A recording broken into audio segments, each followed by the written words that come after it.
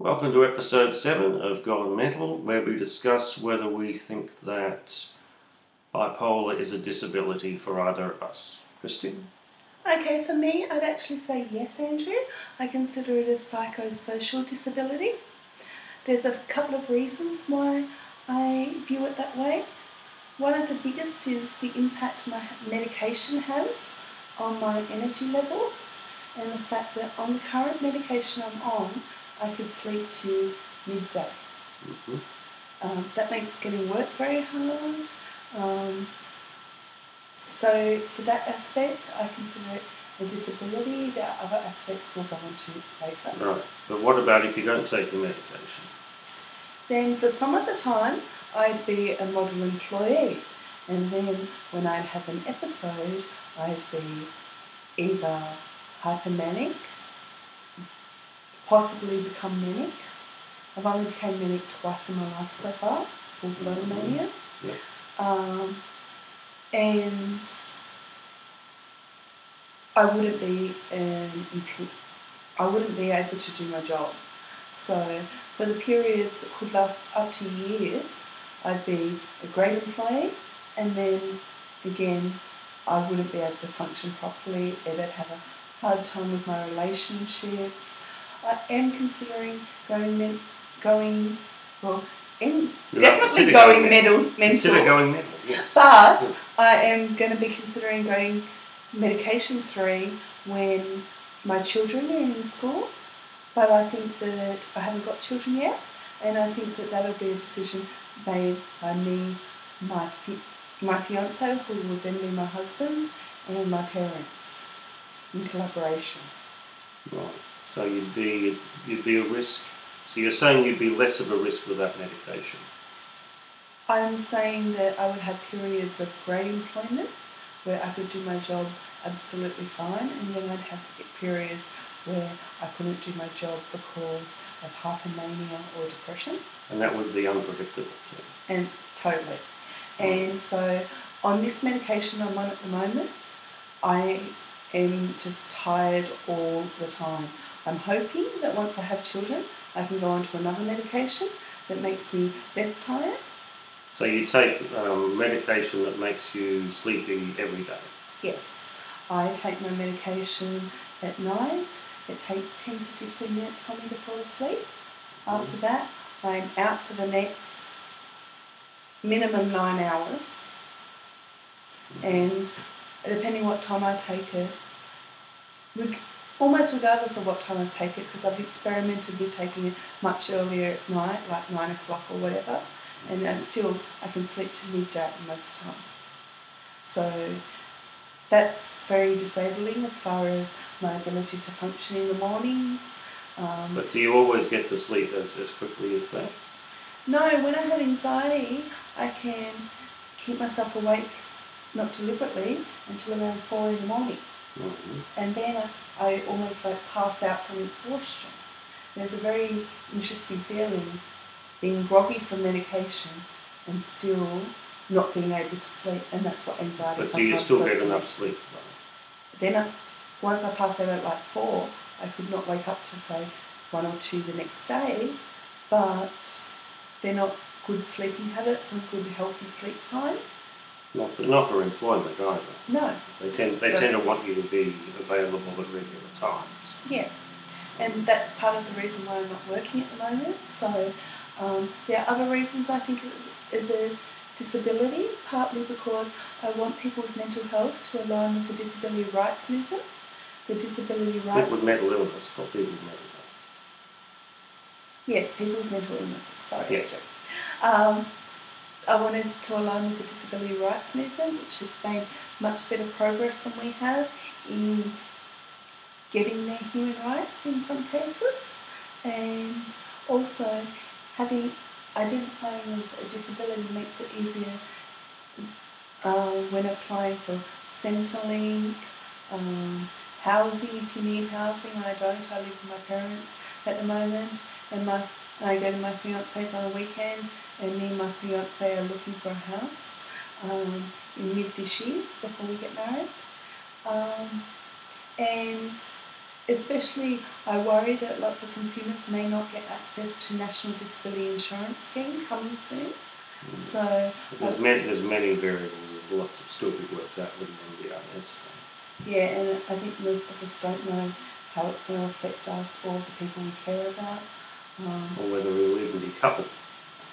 Yeah, I have no doubts on that, but I hope it will be. And they're the reasons why I say yes, my bipolar is a disability, even though I have periods where I'm functioning normally per se. But what about you, Andrew? Well, I consider myself to be high functioning. I'm on medication. I take similar medications to you, Kristy, but I don't take a strong sleeping medication daily. I take it approximately fortnightly, with small doses in between. So I'm only tired in the mornings regularly, maybe a couple of times a week. I don't really consider my bipolar to be a disability. It's an irritation. It certainly gets in the way, but it doesn't stop me from working. I'm not currently working, but I am able to be employed. I think for me it would be more of an irritation than a disability. Mm-hmm. I'd like to be without it, but it's so much a part of my personality that I can't imagine being without it. Maybe we can do a separate podcast on where does the mental illness stop and where does the person begin. With bipolar, it's really hard to tell sometimes. I think that's true. So with other mental illnesses, I think we have this continuum too, where sometimes it can be disabling and sometimes it can be managed to the point where the person wouldn't consider themselves to have a disability. Depression. See, that's for me. That's the point I'm at. I have my condition is about 90% managed with the medications that I'm on, so I'd say I'm probably in that category. Most people I know with depression don't identify it as a disability. Really? Most of the people I know with depression don't. Right. But that makes it very hard for them to get the help they need sometimes. You mean they're in denial? No, I think many of them say, my fiancé for instance would say that he has depression, but his depression isn't a disability, even though he may have had it for 10 years or more. Okay. Other people I know with depression think that because they've got the ability to work, that it's not a disability. And then there's people with depression that can't work. So I think that mental health comes on a continuum. What do you think, Andrew? It's more than a continuum. I think it's more like a three-dimensional spread. It's difficult to map. It's very personal. I mean, different for every person, different for the person depending on maybe the day of the week, other conditions. It can be really vague and hard to deal with. I think the very vagueness of it can be part of the problem. I'm sure we can do other podcasts on that too. I'm a member of People with Disabilities. You'll find their link in the description notes below. In my personal opinion, I encourage anybody with a mental illness to connect with services for people with disabilities, because it's the best way to access your rights. What do you think on that, Andrew? Certainly if you're at the poor end of the scale, it's almost essential that you connect with services. I think if you want to improve your own situation. When you say poor end of the scale, do you mean financially poor, or do you Financially mean poor, certainly. functionally poor? I'd say financially poor, probably functionally poor as well. What do you mean by functionally poor? What I mean is that your symptoms are coming in the way, significantly becoming barriers in your everyday function.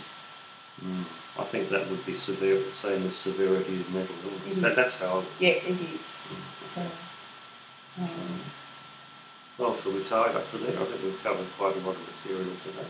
Briefly, I want to say that the same things that we talked about for depression are also true for anxiety and other mental illnesses like eating disorders, personality disorders, and most people with schizophrenia will need to be identified as a disability if they're not treated well by medications, because identifying as a disability gives us access to financial assistance that otherwise we can't get. Yeah, which is sort of what I'm talking about. I think that should be all for today. Okay, thank you. Okay, give us some feedback. Right. Turn the video off by pressing this button.